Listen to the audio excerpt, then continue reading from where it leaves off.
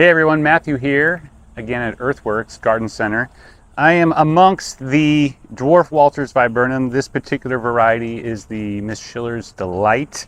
It's a nice dwarf, compact, and dense variety of Walters Viburnum. Approximately 3x3, 4x4 in size. Full sun is best for its appearance.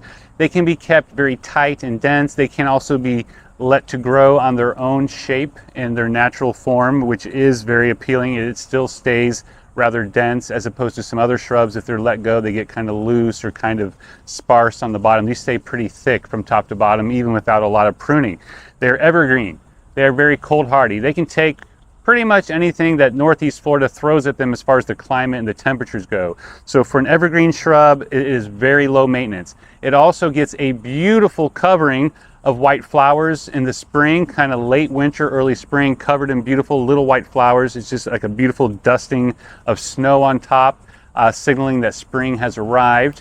It also can get some rosy kind of colorations on the new growth, which gives a little bit of a hint of color even when it's not blooming. And then you can get a little bit of pop of the flowering off and on throughout the rest of the growing season. Come check them out. We have them in 3-gallon and 7-gallon varieties here at Earthworks.